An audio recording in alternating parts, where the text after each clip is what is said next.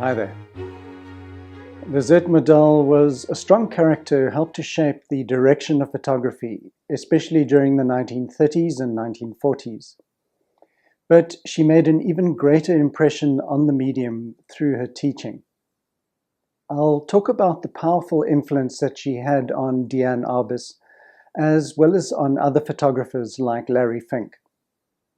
Many have compared her work to that of Helen Levitt, who was also working on the streets of New York during the same period. But her edgy, confrontational style possibly has more in common with the work of Weegee, and more recently Bruce Gilden. She wasn't on a crusade to improve society like Dorothea Lange or Lewis Hine. Her brutally honest pictures were reflections of her own responses to the world. It was a form of cultural criticism.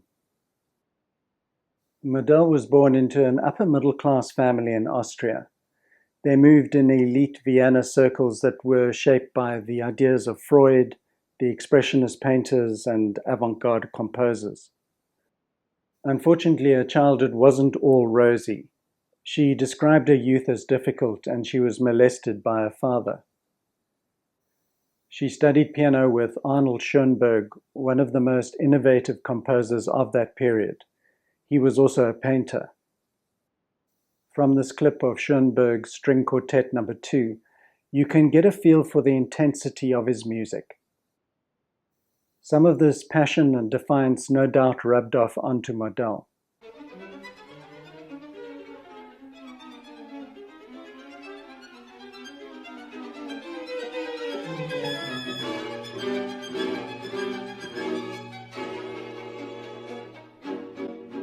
Even though she relocated to Paris to continue her training, it didn't stick. And for a while she was creatively adrift. Luckily, her sister Olga was a photographer, and she was friends with André Cortez's wife, Rogie André. A photographer herself, she gave Modell guidance saying, "Never photograph anything that you're not passionately interested in." Modell claimed that she just picked up a camera without any kind of ambition to be good or bad, but her friends in Paris would say that she always pushed herself to perform at the highest level. Modell became well known for changing the narrative of her life. She would talk freely about her experiences and then later deny that she said those things. Her first in-depth project already included many of the characteristics and techniques that defined her later work. While in Paris during the 1930s, she regularly visited her mother in Nice and produced this series, Promenade des Anglais. The name refers to a famous seaside promenade. The construction was funded by wealthy English aristocrats who wanted a more luxurious experience on their holidays. Her work was published in a French magazine called Regards, and it's still among her most widely reproduced and widely exhibited essays. The pictures are biting statements about the privileged wealthy, who had escaped the political tensions and economic upheaval that was being experienced further north in Europe. The pictures are mocking, and she was photographing from a critical, superior position, even though these people were actually from her own social class. Like many of her later photographs, you become aware of her confrontational position. When we view her pictures now, one would assume that she came in really close to her subjects, but actually she cropped into wider frames. Her advice to students was always shoot from the gut, and these images verify that approach. In 1937, she and a Russian Jewish husband fled to the United States. Along with Berenice Abbott and Weegee, Modell began photographing in New York. She would often hang around a small bistro called Sammy's Bar on the Lower East Side. It was the kind of place that attracted bohemians as well as working-class regulars. She was confronting the social realities of post-war urban nightlife with an intense, direct gaze. It was this brutal, honest approach that she would later encourage Arbus to pursue. Her pictures of the less fortunate reveal more of an uncomplicated empathy. Larry Fink, one of her students, talks about how Modell emphasized this aspect when photographing people. Lisette, even though she knew her stuff, was not involved with technique per se, but the actual teaching, if you will, was not about technique. It was about something deeper than that, which was about empathy, which is about the sensibility of what it means to be human.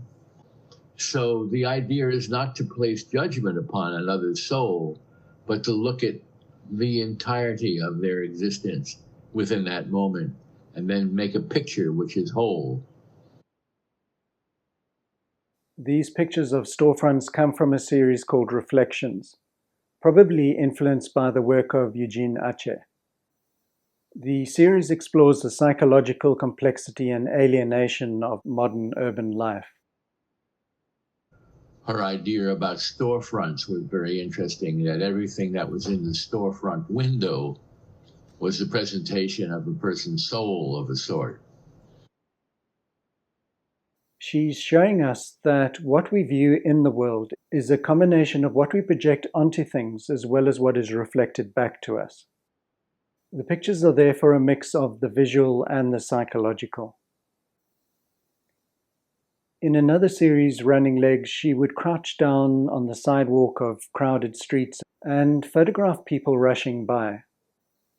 These images are lyrical and they provide insight into a more gentle and innovative aspect of her personality.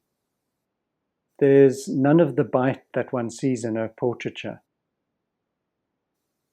Modell's involvement with the New York Photo League became problematic during the McCarthy era of the 1950s.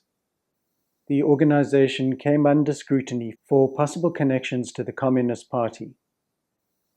Because she refused to cooperate with the Bureau, her name was placed on the National Security Watch List.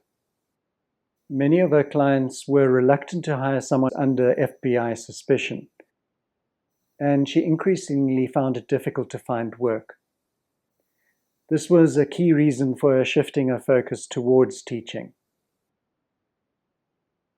MoMA's John Szarkowski saw Modell not as a fully formed master in her own right, but as a precursor who made Arbus possible. He saw a progression of photographic attitude that developed through their two generations.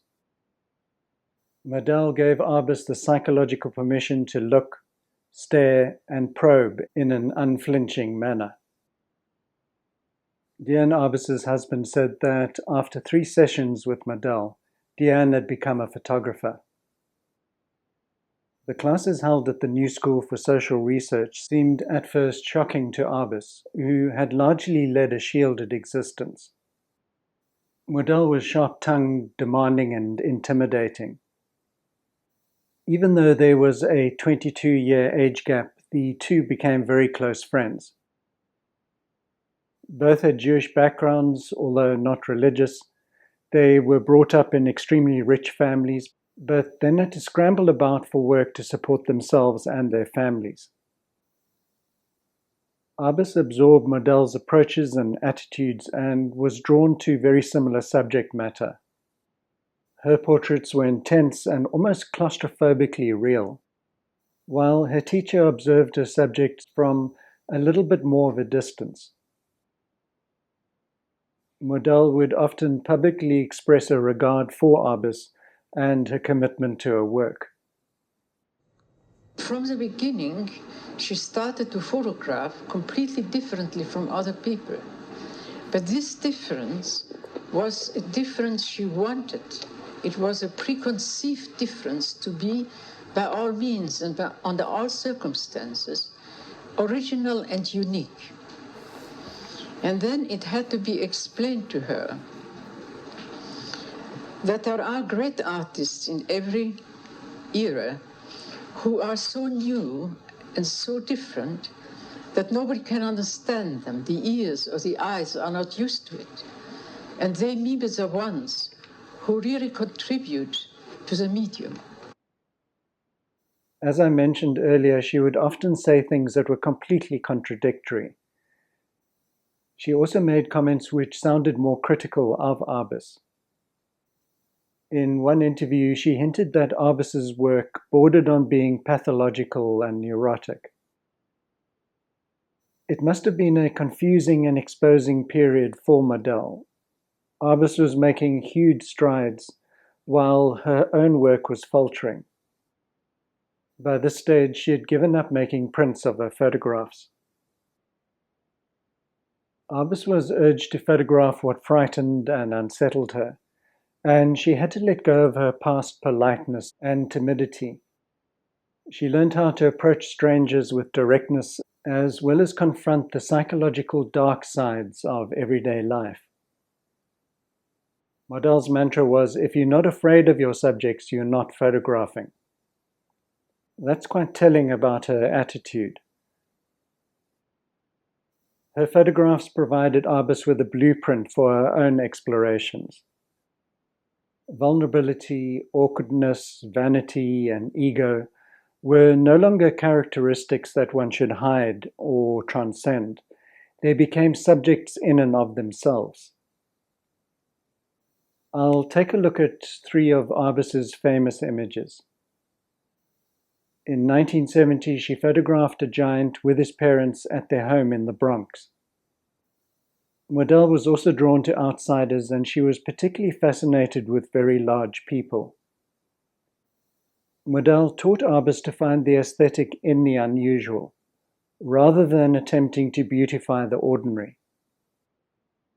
In this image, the 3 people stand naked as we scrutinize their discomfort and vulnerability. In 1962, Arbus captured this moment when a young boy holding a toy hand grenade assumed a weird pose in Central Park. The subject's skewed posture and the psychological charge of the framing can be recognized in some of Modell's nightclub work. Arbus was taught to wait for the expression beneath the mask. But this moment goes beyond. It's more of a crazy theatrical gesture that leaves him looking deranged. In Woman with a Veil on Fifth Avenue, Arbus has continued Modell's fascination with photographing wealthy women. They both seem to harbor a resentment towards the class that they were born into. It could have been rebellion or an earlier form of virtue signaling. Everybody presents some form of mask to society, but in their portraits of the rich, they seem especially predatory when it comes to exposing any pretense. The women are portrayed as grotesque in their attempts at glamour. After Arbus's suicide, some commentators blamed Modell for encouraging her to venture into risky creative territory. But Arbus's psychological battles predated their meeting and her involvement with photography. John Szarkowski saw Modell as a linking figure that allowed Diane Arbus to emerge. He liked to present a simplified model of photography's lineage and considered her to be a fairly minor figure in comparison with Arbus, Frank, or Winogrand. But Modell's contribution can still be recognized in contemporary photography. Bruce Gilden sees himself and Modell as part of a group of photographers that include William Klein and Weegee, who were able to inject a sense of attitude into their work. They all faced the world in a raw, unflinching manner that was sometimes aggressive and even brutal. I'll end with some comments from Larry Fink on what a transformative and wise teacher Modell was. Thanks, and I'll see you next time. Lisette liked to be listened to because she had a lot of things to say. She liked to be respected. I don't remember that much speaking to her from my own point of wisdom since there was little. But her wisdom was profound, and all I could do was listen and to learn. My path changed profoundly from Lisette's teaching But her teaching was not teaching after all. It was the process of living a life through the deepest point of its fascination and its curiosity.